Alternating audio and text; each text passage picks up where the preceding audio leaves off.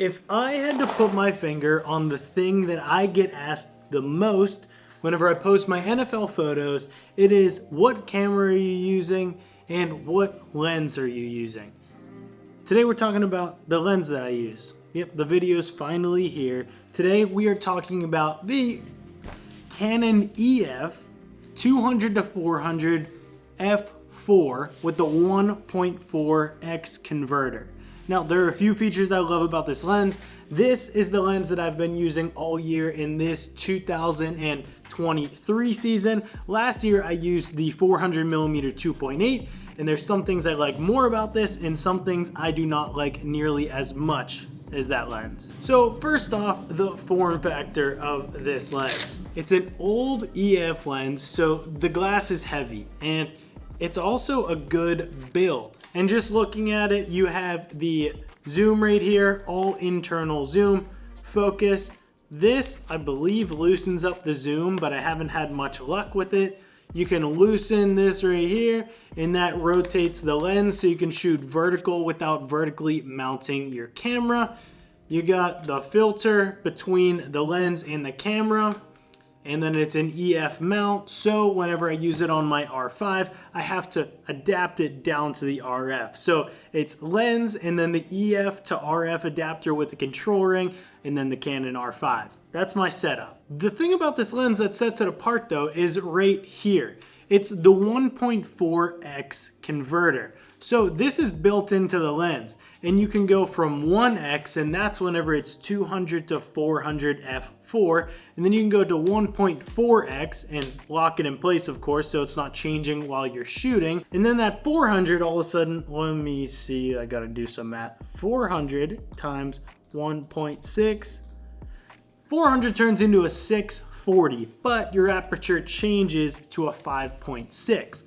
This 1.4 is really nice because whenever you're working on a 45 megapixel camera, going from 640 millimeters and then cropping in even more on that 45 megapixel is an absolute charm. Now, this is one of the things that I would have to say I like more about this 200 to 400 millimeter lens than the 400 2.8. The 400 2.8 that I was using last season was the RF version.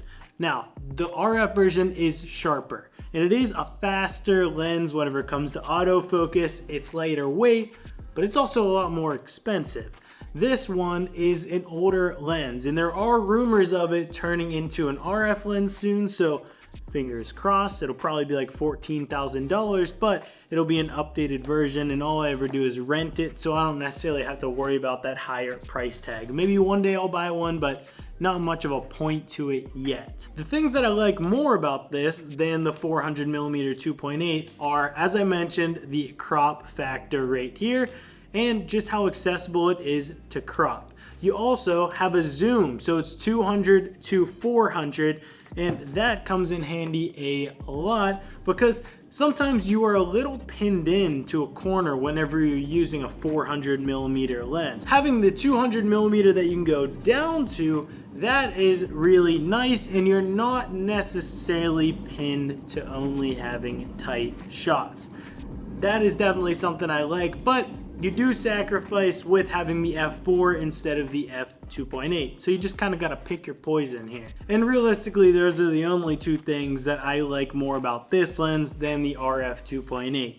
The RF lens has an f2.8, which is better, and it is native to the mount that I'm using, which overall it's going to be a better performance of the lens. So now say you're not a sports photographer, what could you use this lens for? So you could use this for wildlife. This is a great lens to zoom all the way in on those birds or bears or elk or whatever the heck you're talking about. Great lens for any of that. But let's say you don't have the $10,000, $11,000 to spend on this thing. You can go out and you can buy a lens that's very comparable to it. And it's an RF lens, so make sure you have a mirrorless camera. But the lens I'm gonna recommend is the 100 to 500 that I've also made a video about in the past. It is a variable aperture, but it's gonna be lighter weight to have in your bag.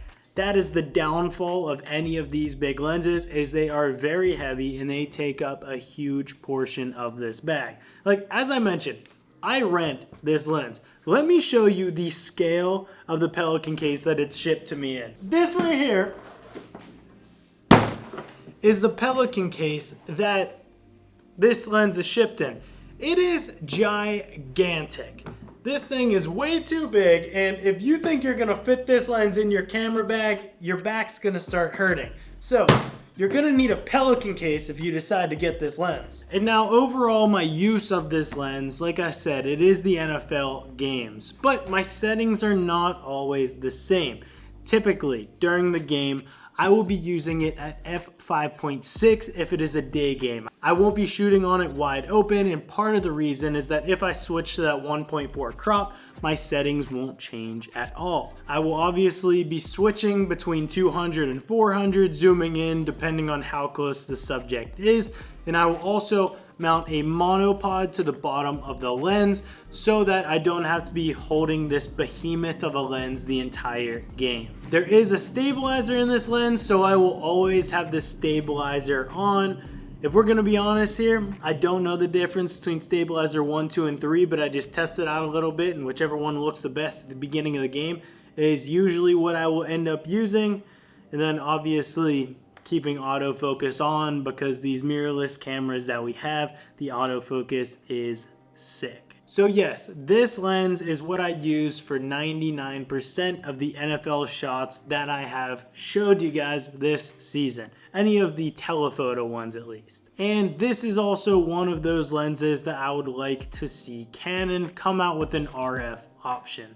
Like I mentioned, there are rumors of a 200 to 500 f4, so having that extra 100 millimeters would be really nice. And the other lenses that Canon should come out with are a 24 1.4 would be nice. I can't believe there's not an actual L series 35 millimeter RF lens yet. That seems insane because so many people have that lens. And overall, those three are the three that I'm looking for. But the telephotos that they're prioritizing are good, where like the 100 to 300 is an amazing lens. It's really expensive though.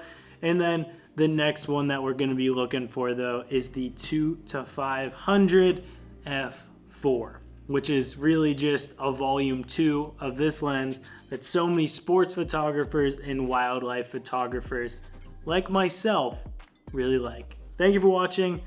Hope you enjoyed this video, and as always, here are a few of my favorite photos and videos from the past week. Peace.